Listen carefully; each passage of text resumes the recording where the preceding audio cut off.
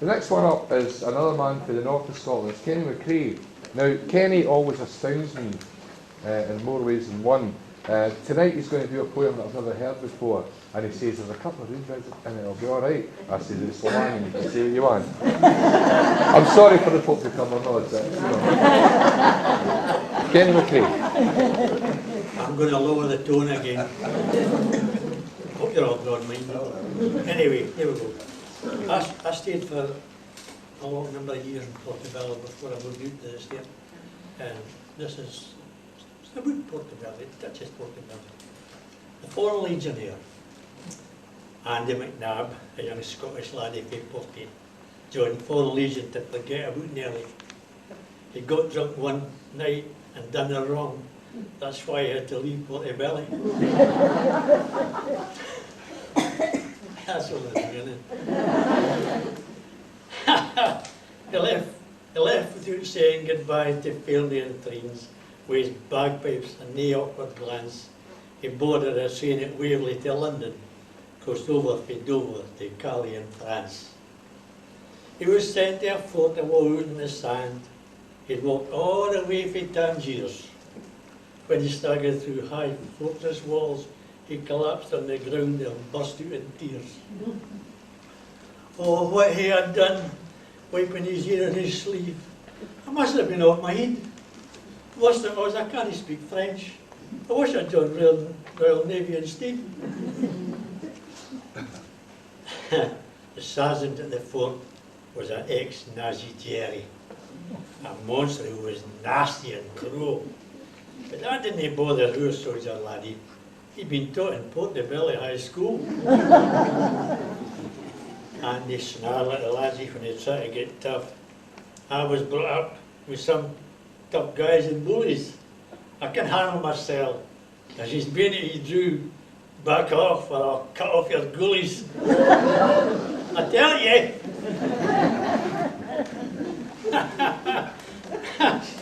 One day when patrolling the desert, the Jerry made a lunge out of the alley with a club.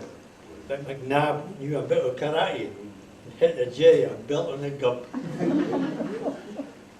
He went down the sand, hiding his mouth, his teeth halfway down his throat. Now when he tries to shout out orders, he sounds more like a nanny goat. They came to an oasis in the sand dunes. In the water, a lassie was haying a clean. And though they were all dying with us, she didn't care where she had been. And the McNabb shouted, "Get out of there!" The poor lassie through the water did crawl. The men stood around, their tongues hanging out. No with thirst, that lassie wore nothing at all. I nearly made a mistake there.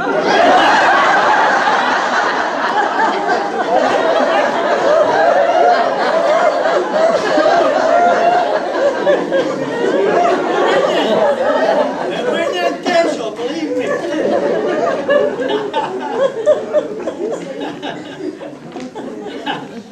Andy one night went down the Casbah. He fancied a smoke out a hookah. He sucked and drank through that tube and ended in bed with no bad looker.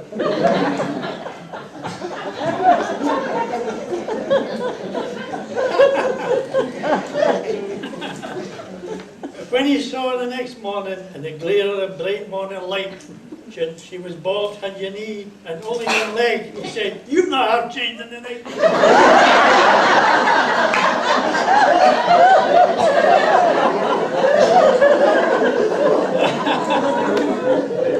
Oh dear.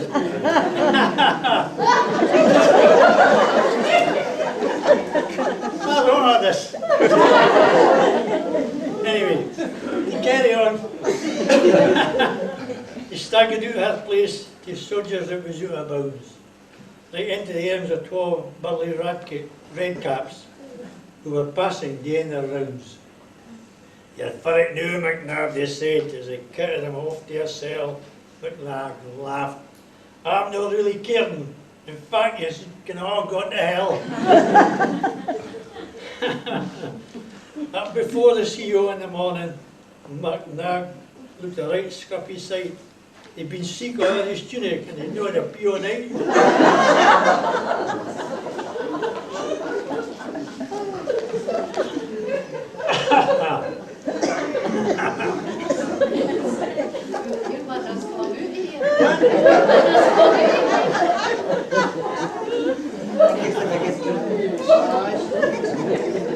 what you're about this evening. I stood cup in hand in front of the Major, who looked at him up and down in disgust. McNabb blurted out, "Excuse me, sir, I'll need to go for a beer, I'll burst." "You said it was all right."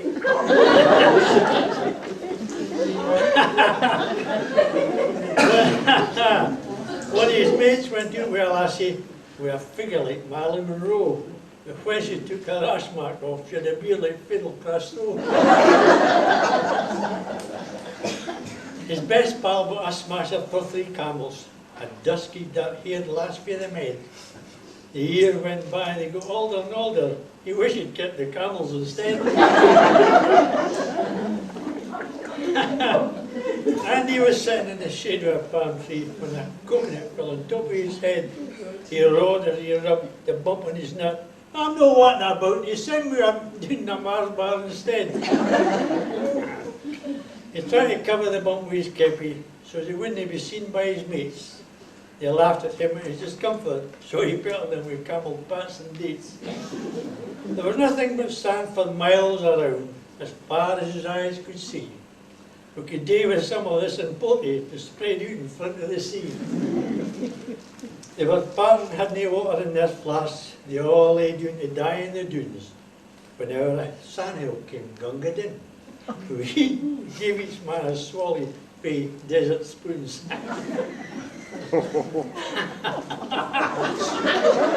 Jumps on me when I go in.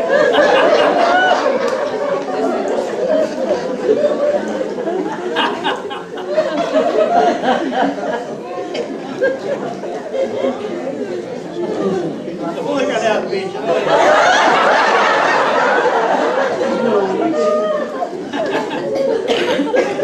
But there's moose remained dry and swollen. Some had taken as much as they could catch. Gunga didn't disappear as quick as he'd come.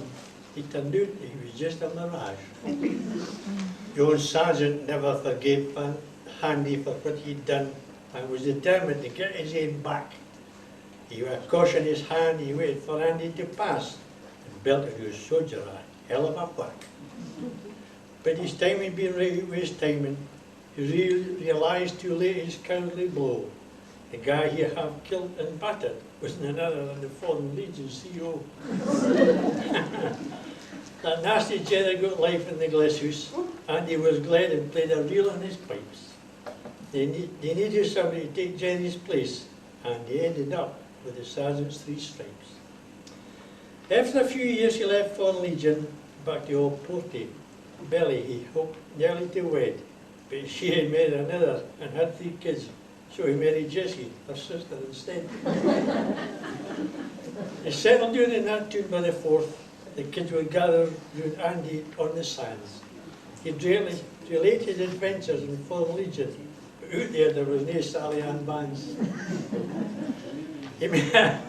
This is right. You may think I've spun you a dog's tail. Good. And I met a lot of porkies I tell. But I put my hand in the Bible. I heard these stories for the old sergeant himself. Because I was a parent of one of the kids who listened to that old man by the sea, but often gazed at him intently and wondered why he looked like me.